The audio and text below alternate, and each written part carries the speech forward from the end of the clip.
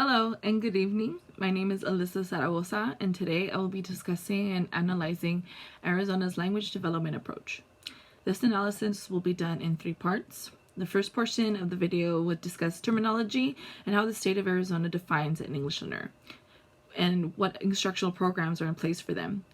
The second part will discuss Arizona's language development approach and its 4 principles, as well as the importance of student agency and structured English immersion. The final part of this video will discuss Arizona's assessment and placement of English learners, so without further ado, let's begin. How exactly does the state of Arizona define an English learner? In Arizona, English learners are students whose native language is not English, and they struggle in reading, writing, speaking, and comprehending in English. There are 4 different types of programs in Arizona schools for language development for English learners. The first program is ESL instruction. This is where special curriculum and techniques are used to teach English language skills to students. Another program is bilingual instruction. This is where English learners are placed with other English language learners with the same home language. The educator that teaches them are proficient in English as well as their home language. Sheltered English instruction is another program that instructs and aids English learners in understanding English and instruction. The last Arizona program is Structured English Immersion, or SAI. The SAI models in Arizona require students to be provided 4 hours of ELD, or English language development, a day. Components of the SAI models will be further expanded in the next session of this video. So now let's begin. Let's first discuss the Arizona's language development approach. What is this approach exactly? Well, this approach is recognizing and understanding that English language learners have the value that they have in the education community and comprehending that everybody in the system is accountable for their success. As mentioned before, there are 4 principles to this language development approach. The first principle is asset-based behaviors and expectations. This is where educators must detect students' cultural and linguistic strengths and acknowledge the fact that being multilingual and bilateral is an asset. Educators must also appreciate the knowledge students possess and their experience, while also supporting their emotional needs and developing relationships with their families and the communities. The next principle is integrated instruction in disciplinary language and content. This consists of educators implementing different strategies, such as differentiated instruction, engaging in interactive community tasks, using models, and providing opportunities for students to use a learning environment in the curriculum. Targeted and explicit language instruction is another principle. This helps students in developing their confidence and self-efficacy by requiring them to engage in grade-level disciplinary content through Arizona's English language proficiency standards. Now, finally, the last principle of this approach is assessment, monitoring, and feedback.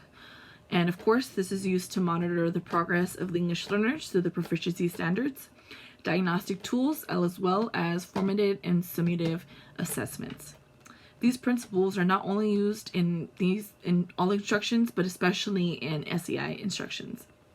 There are 4 components that make up the SEI program. The first component is newcomer. This is where pre-emergent and emergent students who have newly entered the United States or have had their formal education interrupted, they are provided over 100 minutes of language acquisition and content knowledge. Pull out or push in is another SEI component where K-5 students receive 50 minutes of English language development in a separate classroom, while students in grades 6 to 12 receive 50 minutes in their mainstream classroom. 2 hour is another SEI component where students receive over 100 minutes of targeted language support. The final SEI model is 50-50 dual language immersion. This is where K-5 students will receive 90 minutes of integrated ELD and 30 minutes of targeted ELD. Students in 6 through 12 will be given 70 minutes of integrated and 30 minutes of targeted ELD. Congratulations, and you have made it to the third and final portion of this video. Part 3 will go over how Arizona determines eligibility, placement, reassessment, and accommodations of EL students. The state of Arizona uses a home language survey to determine eligibility. This survey is given to the parent at the beginning of enrollment, and this consists of 3 questions. The 3 questions are: what language do people speak in the home most of the time? What language does the student speak most of the time? And what language did the student speak first or understand? If these questions are not in English or an American Sign Language, then the Arizona English Language Learner Assessment will be given to the student.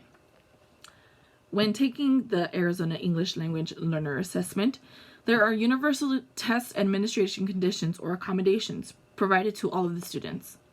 Some of these accommodations are testing in a different area, specific seating locations, special pencils or devices, repeating directions, and answering questions about the directions given. These accommodations help ensure that any student will be successful in taking this assessment. As you can see, Arizona and its Department of Education has gone above and beyond to ensure the success of everybody, and because everybody deserves academic achievement, especially our English learners. We can all make a difference for our English learners by focusing on making students feel welcomed and provide the support and resources they need. This concludes the video.